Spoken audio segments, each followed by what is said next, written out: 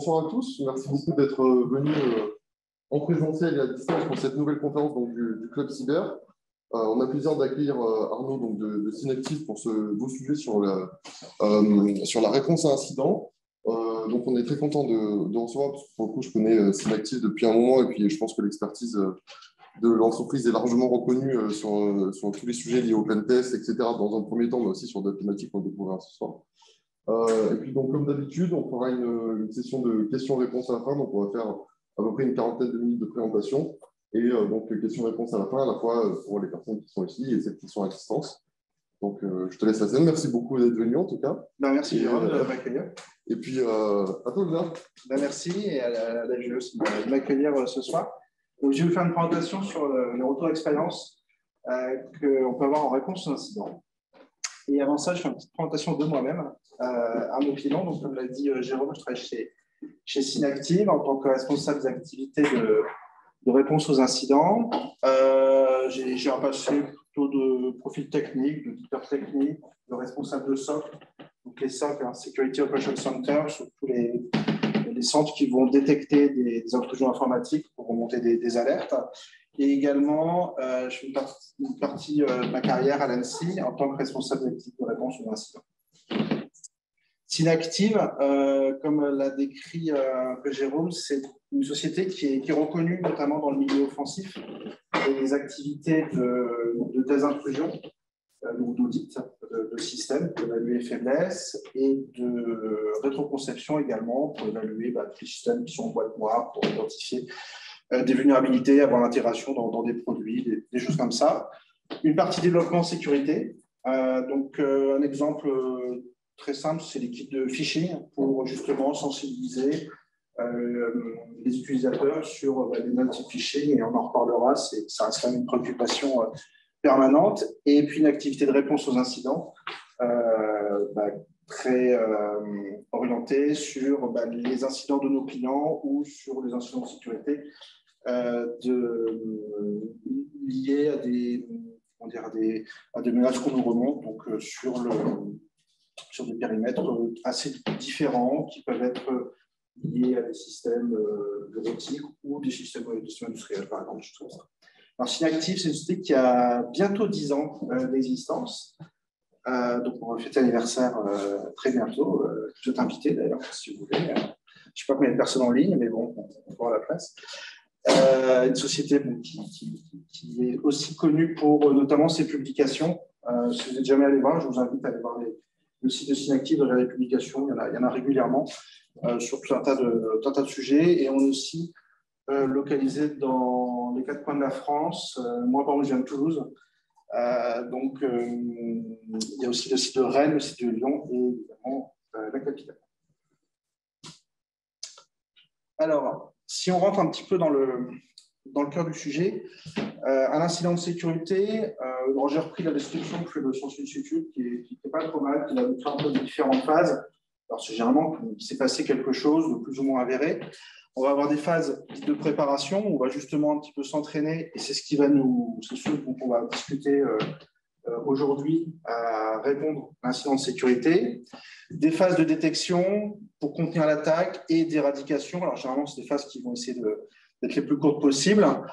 Et ça, c'est vrai qu'aujourd'hui, il y a un gros focus de l'industrie de la cybersécurité sur ces aspects-là, de détection et éradication des menaces.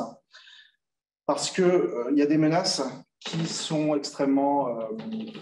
quand vous vivez des situations avec des ransomware ou des dénis de service, c'est des situations qui sont extrêmement difficiles à vivre. Et c'est aussi pour ça qu'il y a aussi une tentative de répondre à ce type de menaces. Et un sujet qui, de mon avis, est pas très, qui reste encore à développer. Alors, il y a tout un sujet autour de l'intégration de produits pour augmenter le niveau de sécurité, éviter que ça se reproduise, mais également de réarchitecture parfois des SI, où on se rend compte qu'en fait, ils ne sont pas résistants réellement aux attaques. Et du coup, l'idée, c'est de les reconstruire pour les durcir et de prendre en compte aussi la reprise de l'activité. Et un point aussi qui est important et qui est un peu, aujourd'hui, on va faire un concentré que j'ai sélectionné, de retour d'expérience sur les incidents de sécurité. Je mets quelques incidents de sécurité qu'on rencontre régulièrement. Alors là où il y a un gros focus médiatique, c'est la partie rançongiciel, les ransomware. Mais ça ne veut pas pour autant dire qu'il n'y a plus d'incidents liés à l'espionnage, hein, par exemple. Il y a eu beaucoup de révélations sur l'espionnage autour des années 2010, etc. Juste qu'aujourd'hui, on en parle beaucoup moins, mais ça n'est pas forcément disparu. En début d'année, il y a une présentation d'Annecy qui est assez intéressante et qui a évoqué un sujet qu'on sentait venir depuis plusieurs années, qui aujourd'hui est aussi prédominant, c'est ce qu'on appelle le prépositionnement. C'est le fait de venir sur un système et d'avoir des accès, de les maintenir. Et éventuellement, ces accès, on va les offrir au plus offrant ou à un partenaire qui va, lui, réaliser son objectif. Donc, ce prépositionnement, on le rencontre de plus en plus, alors notamment les campagnes de phishing, ça c'est assez classique. Un type aussi d'incident qui est assez traumatisant, on peut le dire, c'est tout ce qui concerne les débits de service. Quand vous avez vos systèmes qui s'arrêtent parce que vos connexions ou vos services sont arrêtés avec les débits de service, c'est quelque chose où on va se rendre compte, on va être en une forme de pression, et d'autant plus qu'aujourd'hui, il y a pas mal de services qui vont dépendre avec les systèmes en cloud, externalisés. Du coup, on se rend compte que tous ces liens vont avoir une importance opérationnelle prédominante. Un petit point aussi avant de rentrer dans quelques exemples, ça va être la maturité des organisations auxquelles on peut faire face en incident de sécurité. De manière assez empirique, je les ai répartis en 3 catégories. Puis en plus, ça rentrait dans un slide, donc c'était pratique. La première catégorie où on va quelque part sur des entités, des entreprises qui n'ont jamais été confrontées au sujet de la cybersécurité, de la sécurité informatique et qui n'ont pas forcément d'équipe, n'ont pas de produits, on laissait tout un petit peu tel quel et ça fonctionne. Et tant que ça fonctionne, on reste comme ça. Et c'est aussi des entreprises qui vont avoir une faible résistance à la crise. Alors, je ne parle pas forcément de crise cyber, mais à la crise de manière générale, parce que ça a toujours fonctionné. Parfois même, il y a eu des crises, mais ça ne s'est pas forcément vu parce que ça a été géré complètement par l'interne. Donc, c'est vraiment des cas un petit peu qui sont des cas à traiter quand on arrive parce qu'il n'y a pas grand-chose, il n'y a pas beaucoup de référentiels. Et puis, on ne sait pas vraiment non plus où se trouve la donnée. Il y a souvent des services qui ont été souscrits dans le cloud, etc. Et on s'en rend compte au moment où on investit, on essaie de faire un petit état des lieux. Ensuite, une bonne partie des entités, des entreprises qui sont dans le cas un petit peu du milieu où, pour résumer, c'est on se débrouille, il y a un minimum d'outillage, il y a un minimum d'équipes, puis il y a potentiellement une ou deux personnes qui sont un peu affûtées, voire des experts, et du coup, ça se passe. Et on arrive à faire évoluer comme ça les crises vers la sortie de crise. Et il y a aussi parfois un bon savoir-faire sur des incidents de production. Et du coup, ça aide pour les incidents cyber. Les incidents de production, finalement, quand vous avez une panne d'un système, que vous devez changer, que ça impacte l'utilisateur, vous trouvez des invariants avec ce qu'on peut avoir sur certaines crises cyber. Et puis, on est sur des entités, et ça, c'est une généralité, qui sont aujourd'hui une grande partie dans le cloud, voire en multi-cloud. Et puis, le monde, aujourd'hui, il est assez hybride. Il y a une partie qui reste sur site et une partie dans le cloud. Et puis, une dernière catégorie où on va avoir qui va être assez intéressant. On a un retour d'incident. Alors, évidemment, au plus on arrive sur la droite, au plus c'est intéressant parce qu'on va avoir des outils, des interlocuteurs pour avancer. Où on va en tout cas avoir une maturité apparente avec des SOC, avec des produits qui auront été investis, des équipes éventuellement dédiées, éventuellement des crises d'origine cyber qui auront été vécues et sur lesquelles il y aura des retours d'expérience et il y aura une amélioration. Et là aussi, alors c'est un point que je ne vais pas forcément aborder dans la partie, mais en termes d'organisation aussi, la capacité de s'organiser, de se réorganiser rapidement pour résoudre une crise d'origine cyber ou une autre. Là où on va avoir on va pouvoir apporter plus de valeur, c'est aussi faire élever quelque part ces entités qui sont plutôt au milieu pour les amener plutôt vers la droite. Sachant qu'évidemment, on n'est jamais complètement dans l'un ou dans l'autre, il y a toujours des aspects que l'on peut piocher à droite à gauche. Et puis aussi une petite exception qui est, en tout cas du point de vue d'un incident, un peu particulier à gérer, c'est quand vous avez des systèmes qui sont extrêmement vastes, qui sont aussi très éclatés technologiquement, éclatés au niveau du territoire, où là on a d'autres types de challenges qui apparaissent. Alors, quand il y a un incident de sécurité qui se déclare, on revient vraiment sur des basiques. Et sur des basiques parce que finalement, il y a deux choses qui vont être extrêmement précieuses dans les premiers instants. Ça va être votre temps, parce qu'il va être consacré à gérer l'incident, et ça va être de savoir qu'est-ce qui se passe. Et répondre à la question qu'est-ce qui se passe, alors on peut essayer de deviner par les effets qu'on constate, mais généralement, on va retrouver des preuves dans les journaux, et il va y avoir que ça qui va compter sur le premier instant, surtout quand vous êtes confronté à des délits de service et des mentions officielles. Alors, sur moi, l'ensemble des incidents que j'ai eu à traiter, je pense que tous les incidents, on laisse des traces, quasiment tous ont laissé des traces. Après, c'est facile de dire a posteriori, tiens, on aurait pu détecter cette manière-là, c'est autre chose, mais ils laissent tous avoir des traces qui permettent d'investiguer. Une petite astérix quand même, c'est qu'il y a des attaques qui ont été conçues pour pas laisser de traces, ça c'est vraiment une fraction. Et ensuite, il y a des systèmes qui ne journalisent pas, qui laissent très peu de traces, ou des systèmes assez opaques. Alors, un exemple, c'est les téléphones. Et en plus, c'est des systèmes qui passent mal à l'échelle quand il suffit quand il faut faire des analyses. Donc, c'est quelques exceptions, mais on retrouve quand même dans la majorité des cas des journaux qui permettent de savoir qu'est-ce qui s'est passé. Ensuite, la question, c'est depuis quand? Et puis, c'est quoi les impacts pour moi? Qu'est-ce que je dois faire derrière pour résoudre cet incident de sécurité et surtout éviter que ça se reproduise? Et ça, vous voyez que ça commence à fur et à mesure à entrer dans une logique. Il faut comprendre un peu en détail ce qui s'est passé. Et puis, une question qui arrive à un moment donné. D'ailleurs, souvent, c'est au début, on commence un peu à appliquer le plan de reconstruction, le plan de reprise d'activité. C'est mais finalement, tout ce dont on est en train d'analyser, est-ce qu'on est sûr du contenu? Est-ce qu'on n'a pas des biais de raisonnement, etc., etc. Donc, ça amène en fait à se poser des questions sur les journaux. Et ça, ce n'est pas toujours évident. Et pour faire un des celles que j'ai présentées précédemment, c'est très important de se poser la question avant. Parce qu'au moment de l'incidence, honnêtement, c'est trop tard. Il y a un point que je n'évoque pas, j'évoque ici, c'est la cartographie des assets. Donc ça, c'est un truc, je sais pas, ça fait 20 ans maintenant que je fais la cyber ou la sécurité informatique. J'ai rarement vu un plan qui était à jour. Et ce n'est pas le moment où il y a un incident que vous allez commencer à l'avoir.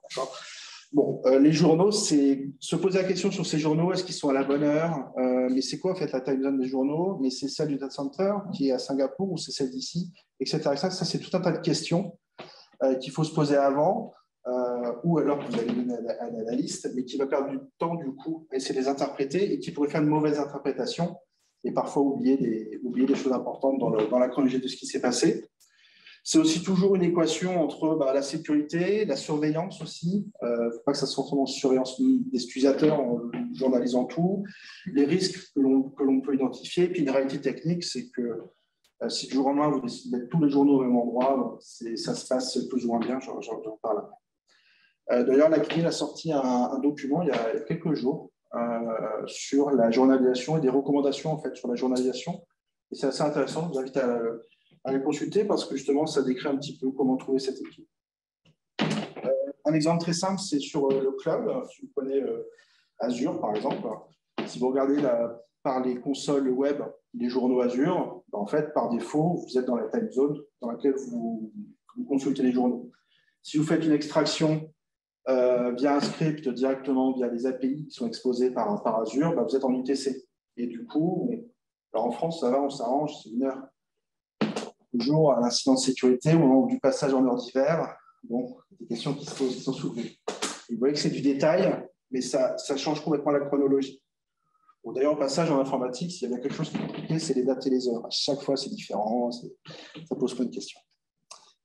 Ensuite, les journaux, de se poser la question, les journaux que l'on souhaite disposer, pourquoi on souhaite en disposer et du coup, où est-ce qu'ils sont localisés. Parce que finalement, tous les journaux ne vont pas être égaux devant l'incident, c'est-à-dire qu'ils ne vont pas être consultés au même moment et ils ne vont pas être consultés dans le même objectif. C'est aussi pour ça qu'il faut aussi avoir une couverture minima sur différentes problématiques qu'on peut se poser. Généralement, c'est quel périmètre est impacté. Ça, les journaux réseau vont être intéressants pour ce type de questions, le firewall, les proxys. Quel type de privilège a obtenu l'attaquant? Où est-ce qu'il s'est déplacé sur mon réseau Windows? Généralement, c'est les réseaux Windows qui sont visés parce que c'est là où il y a la donnée. Donc là, on va avoir les événements Windows qui vont être intéressants, éventuellement ils peuvent être enrichis. tous les produits de sécurité vont générer des journaux intéressants, ne serait-ce que des anti-malware, parce que vous avez des codes malware qui sont détectés par ces logiciels-là. Alors, s'il y a un incident de sécurité, c'est qu'à un moment donné, il y a certainement un dispositif qui a dysfonctionné. Ce n'est pas forcément toujours le produit, ça peut être parfois la supervision qu'on a derrière, parce que le périmètre n'était pas couvert, ou qu'à ce moment-là, ça n'a pas été correctement supervisé, ou que les réactions n'ont pas été proportionnées à la détection.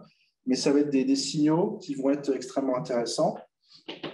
Moi, il y en a un que j'aime bien, je cite souvent parce que c'est un peu oublié aujourd'hui, c'est les journaux réseau de type NetFlow qui permettent de répondre à certaines questions, notamment de volumétrie. Quand il y a des questions autour de l'exfiltration, ça ne permet pas d'avoir une réponse très précise, mais au moins ça peut donner des idées sur ce qui s'est passé. Alors, il y a quelques angles morts dans les journaux. J'en cite 3 ici. Si je prends les téléphones, pour la raison que j'ai évoquée, c'est des systèmes qui aujourd'hui passent mal à l'échelle dans l'investigation. Les routeurs aussi, des systèmes qui généralement passent un peu à la fin. On se pose un peu à la fin les questions sur ces routeurs parce que, comme il n'y a pas forcément beaucoup de littérature sur ce sujet, on se dit que ce n'est pas important, et comme ce n'est pas important, on ne regarde pas des systèmes comme ça aussi. Et puis les imprimantes aussi. D'ailleurs, on peut se dire très certainement que les prochaines grandes attaques vont cibler des dispositifs qui ne sont pas couverts par les EDR. Alors, les EDR, j'en parlerai par la suite. Mais Synactive, par exemple, cette année, a investi pas mal de temps dans l'étude des imprimantes, et notamment dans le Point to Own, donc c'est un concours international de hacking de systèmes, et on s'est rendu compte qu'en fait, les imprimantes, des systèmes qui sont assez vulnérables et qui est capable de faire tout un tas de choses assez équivalent à ce qu'on pourrait faire avec un Windows Compromis, par exemple. Donc, c'est des lieux aussi qu'il ne faut pas oublier, même si la réalité aujourd'hui, elle est déjà de se focaliser sur l'essentiel. Alors, quelque chose qui est extrêmement agréable en incident de sécurité, si tant est qu'on peut dire que c'est un moment qui soit agréable, c'est de disposer des journaux à un même endroit, collectés, et sur lequel on puisse faire des interrogations, des recherches. À quelle date s'est passé tel phénomène, le croisé des éléments, etc. Alors, il existe des produits un peu comme ça qui sont assez anciens, qui s'appellent les SIEM. Donc, les SIEM, Security Information Event Management, si je ne dis pas de bêtises, où globalement, vous allez avoir des systèmes, des gestionnaires qui vont faire ce que je viens de dire, gérer les éléments de sécurité, notamment les éléments qui ne sont pas aussi de sécurité, qui vont les agréger, qui vont faire de la corrélation d'événements. Alors, ça a été un peu regardisé récemment, les SIEM, par d'autres choses qu'on appelle les XDR. Je ne vais pas rentrer dans le détail de ces mécanismes-là, mais l'idée est un peu plus directe, c'est-à-dire qu'au lieu de tout connecter, je vais avoir des connecteurs qui vont vraiment se plugger et interagir avec les systèmes qui vont être interconnectés au XDR, donc XDR pour Extended Detection and Response. Donc, des systèmes qui vont vraiment interagir et aller à l'essentiel, je dirais, dans la détection, et un peu plus simple aussi à mettre en œuvre. Et vous avez tout un tas d'outils aussi open source qui permettent de faire ça. Je ne vais pas rentrer dans ce niveau de détail, mais derrière, ce n'est pas un sujet complètement simple si votre SI est quand même de taille conséquente. Cette partie plus de journaux, d'ailleurs, parfois, ça peut être séparé. Un bon sponsor aussi pour avoir ce type de collecteur, c'est que ça ne sert pas que pour les incident response. Ça va servir également pour aider la production à détecter des bugs, détecter des problèmes de production, de reboot de système, de corrélation d'événements qui sont difficiles à traiter unitairement. Et puis, ça permet aussi de faire des meilleurs contrôles sur qui accède aux journaux, et notamment, s'il y a un peu de données personnelles, etc., de pouvoir contrôler qui accède et éventuellement mettre des rôles sur qui accède à quoi. Donc ça, c'est vraiment quelque chose d'extrêmement intéressant. Et quelque chose d'un peu associé, ça va être la capacité à pouvoir extraire l'information de ces systèmes, ou d'ailleurs de tout système qui gère les journaux.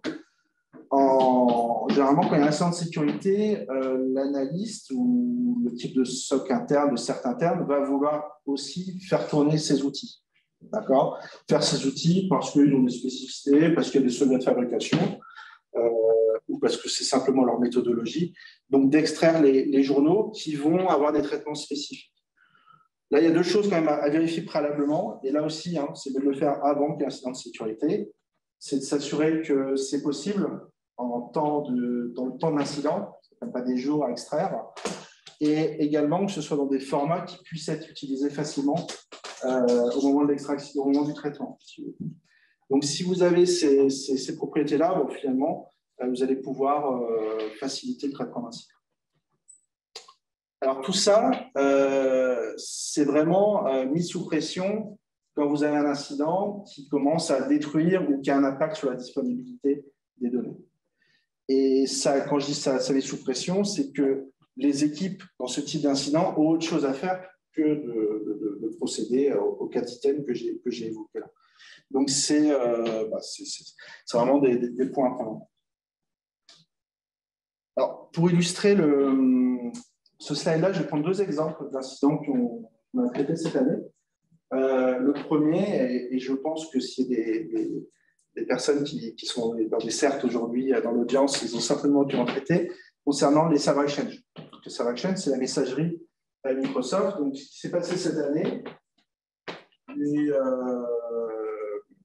c'était mars-avril. En fait, vous avez des vulnérabilités qui ont été publiées, trois vulnérabilités critiques, qui permettent globalement d'accéder au Server Exchange sans authentification préalable, donc sans login mot de passe, et de faire à peu près tout ce que l'attaquant souhaite sur le Server Exchange, notamment de rebondir sur le réseau interne ou d'accéder aux boîtes aux lettres. Quand vous avez cet incident, pour faire le point précédent, vous allez vouloir savoir qu'est-ce qui s'est passé, depuis quand, etc. Sauf que généralement, les Server Exchange, ils sont dimensionnés par rapport aux tailles de boîte aux lettres, qui ne fait qu'augmenter avec le temps. On a tous vécu la boîte aux lettres qui fait 500 mégaoctets, puis on aura l'administrateur pour avoir 1 giga, puis 2 gigas, etc. Et potentiellement, ce Server Exchange, à un moment donné, l'administrateur met en place. Qu'est-ce qu'il fait? Il met en place une petite routine qui va effacer régulièrement les journaux. Et on se retrouve face à un incident conséquent. La messagerie, généralement, c'est parfois même plus important que certaines applications métiers. Et il est très difficile de dénoter ce qui s'est passé, sauf à investiguer plus en profondeur. Alors ça, j'en reviendrai un peu plus tard, avec des méthodes plutôt d'investigation numérique. Et on perd beaucoup de temps. Un deuxième exemple, cet été, là aussi d'incidents que, évidemment, certes on traitait, les rançongiciels, où on arrive face aux équipes de la DSI et on leur pose un petit peu des questions, notamment sur leur pratique d'administration, comment fonctionne le SI, parce qu'évidemment, les plans de réseau étaient sur le serveur de fichiers.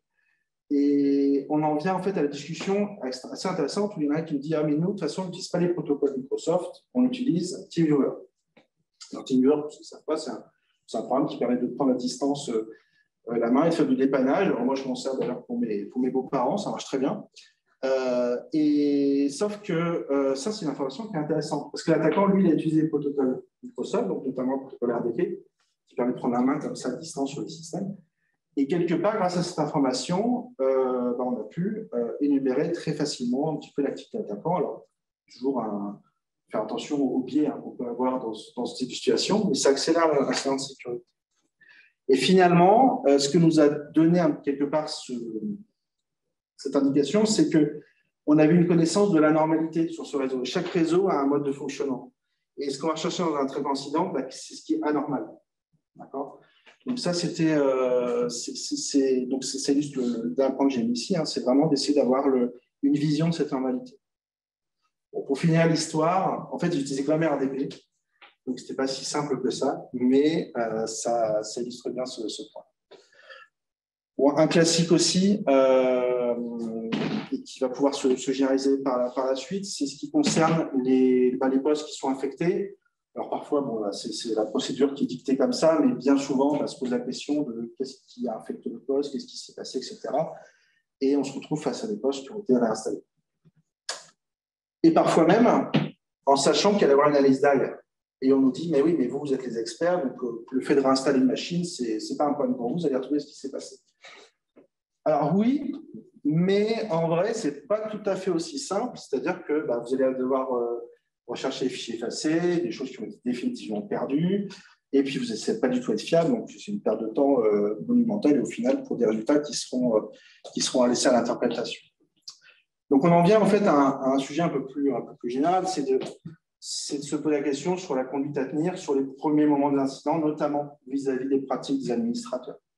Et ça, c'est extrêmement important parce que ça fait gagner du temps sur quelque part le périmètre investigué au moment de l'investigation, mais également sur les premiers ressentis sur l'incident de sécurité qui vont pouvoir être fiabilisés de cette manière-là. Et un deuxième point, si on veut aller un peu plus loin, et ça, ça a des bénéfices incroyables, c'est de jouer des petits exercices entre les personnes, alors pas forcément que les grands managers, hein, ça va être des exercices aussi opérationnels avec les personnes qui, le jour où il y a une crise, sont confrontées à la crise, pour les faire discuter, rien que ça. Et puis de jouer un petit jeu de rôle. Alors, pour ceux qui ont joué des fois des jeux de rôle qui jouent encore, ce sera l'occasion de s'y remettre et de faire sur une demi-journée, c'est largement suffisant, des petits exercices de crise. Et là, ça permet d'échanger, de se rendre compte que parfois, il y a des trous dans la raquette.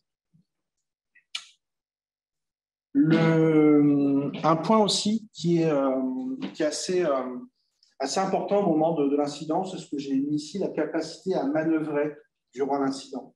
Manœuvrer, c'est réussir à réaliser des opérations qui sont spécifiques à un incident de sécurité. Et dans de nombreux cas, si vous ne l'avez pas fait auparavant, c'est extrêmement compliqué. Et je prends un exemple vraiment tout bête. Déployer un logiciel sur un parc. Alors, généralement, ça va être quoi? Ça va être un EDR.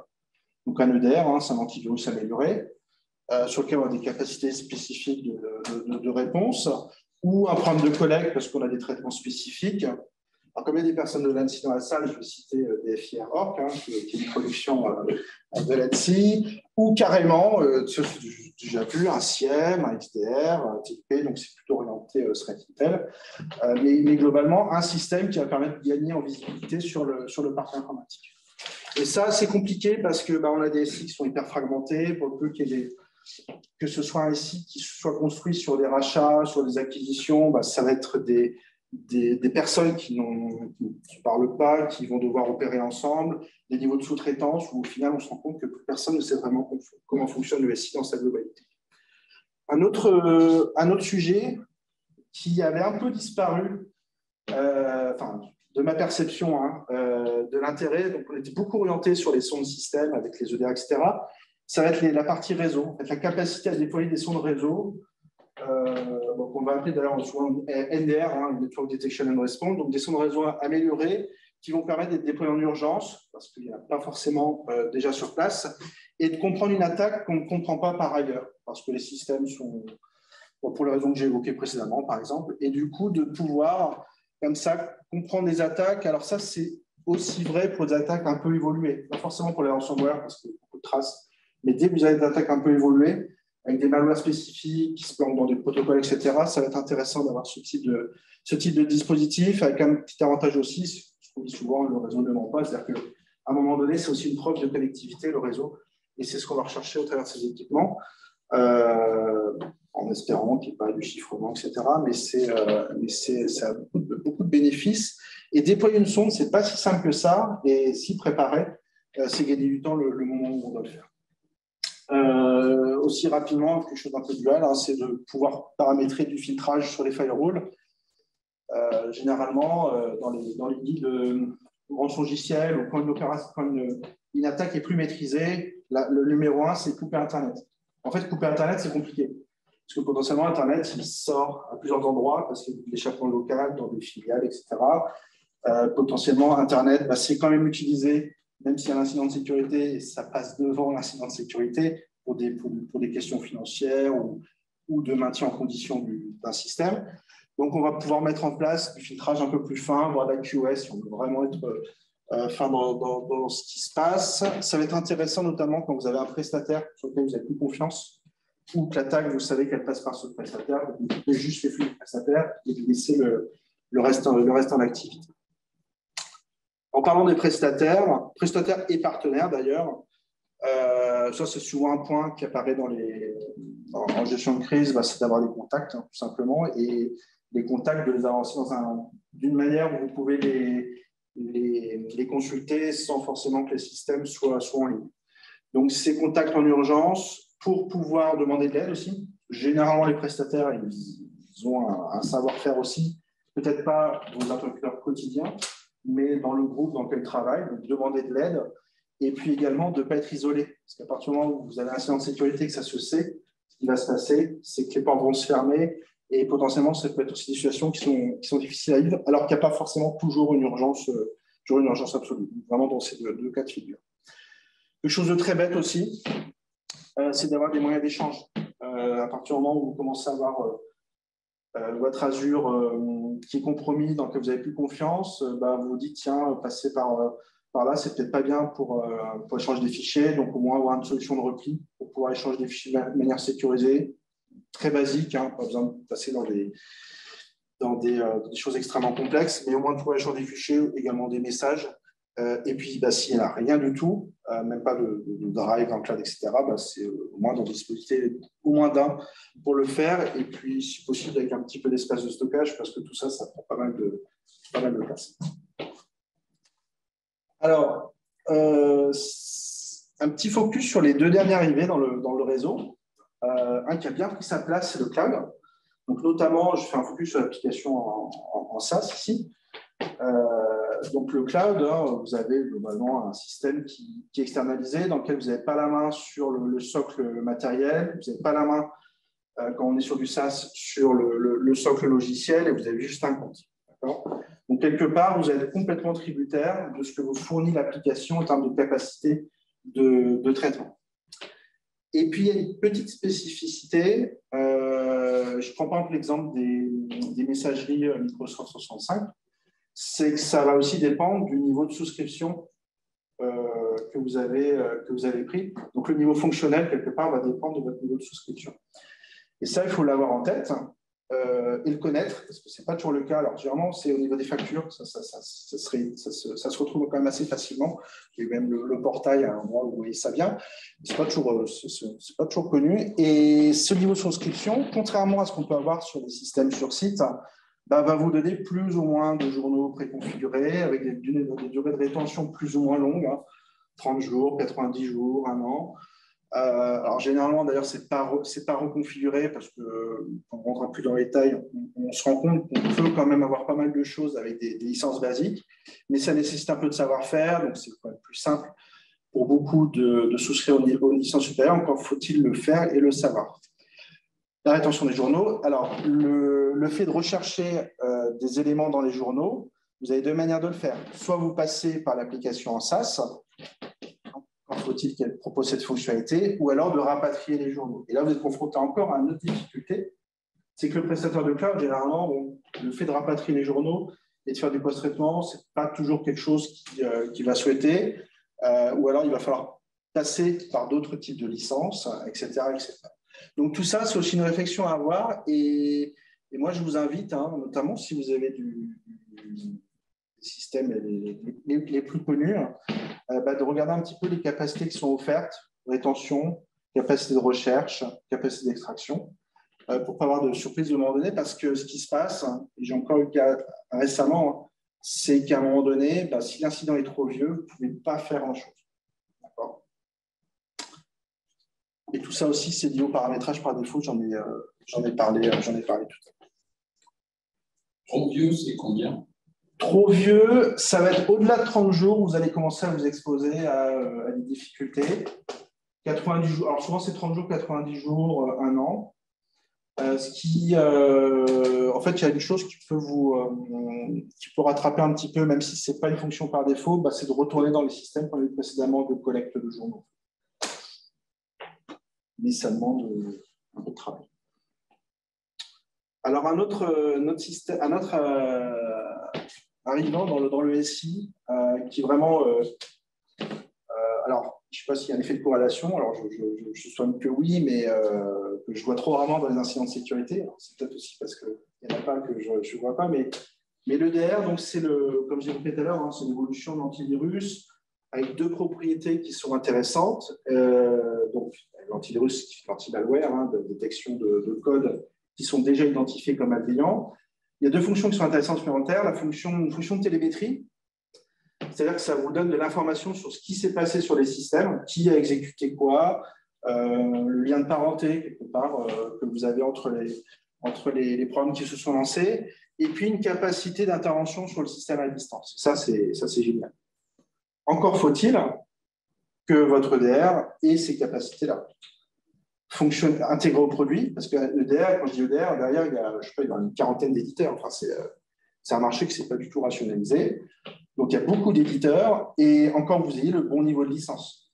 D'accord? Ce qui fait que le moment venu, vous ayez ces traces de télémétrie et cette capacité à investiguer, qu'on va retrouver dans les noms de threat hunting.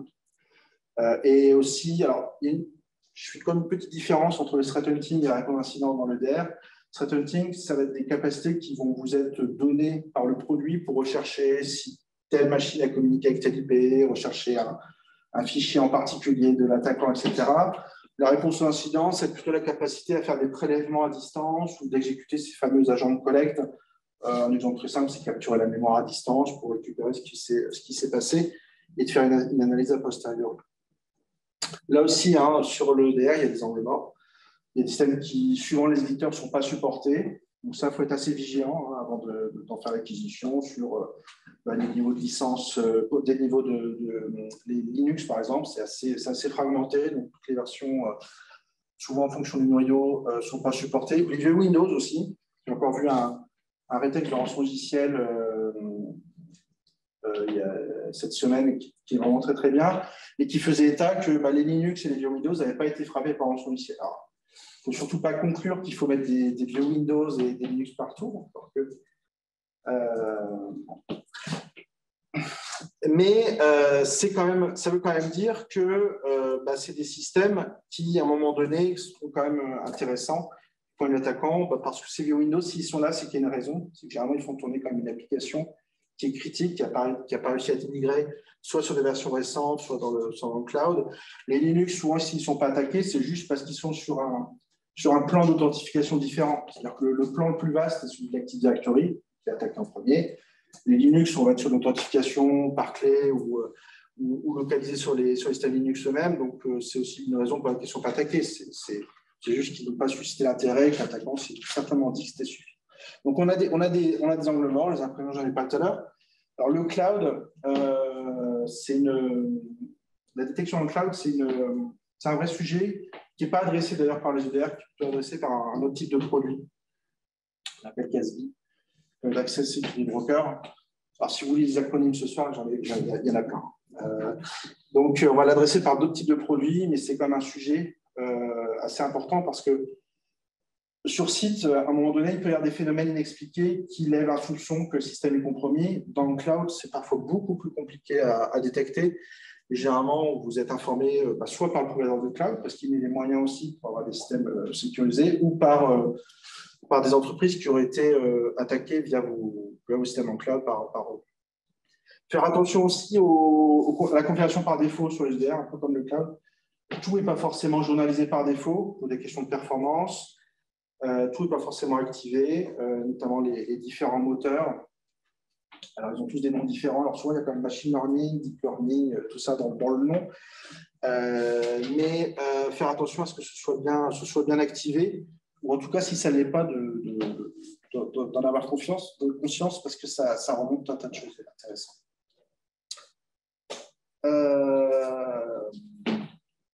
Conclusion sur tout ce que je viens de dire. Vous vous rendez compte que finalement, tous ces retours d'expérience, c'est beaucoup de bonnes pratiques. Et que un incident qui va être rapidement traité, qui va être bien traité, souvent, c'est parce que le SI derrière, il aura été bien préparé avec tous les éléments, une partie des éléments que j'ai évoqués précédemment. Il y a un aspect que je n'ai pas trop évoqué, c'est l'organisation de crise qu'on peut avoir derrière quand elle se justifie d'être montée en crise. Ce n'est pas forcément toujours le cas. C'est un point aussi, alors il y a déjà eu des présentations sur l'organisation de crise, donc je ne suis pas forcément revenu dessus, mais il y a un point qui est vraiment important, ça va être d'impliquer les opérationnels dans ces exercices.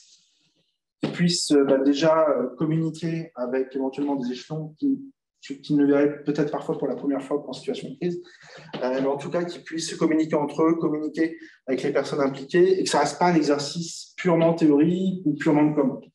Alors, je ne dis pas que c'est important, hein, la communication, évidemment, mais c'est aussi des sujets qui sont minimum techniques pour faire avancer le reste, et notamment qui va alimenter le plan de reprise d'activité pour typiquement prioriser des actions de reconstruction, des actions de durcissement aussi sur les systèmes.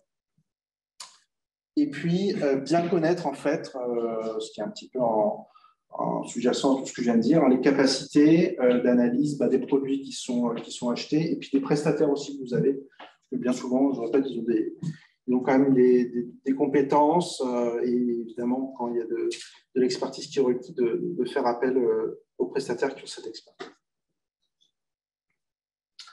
Et normalement, comme c'est ça la conclusion, c'était la réponse. Merci beaucoup. On pose de l'applaudir.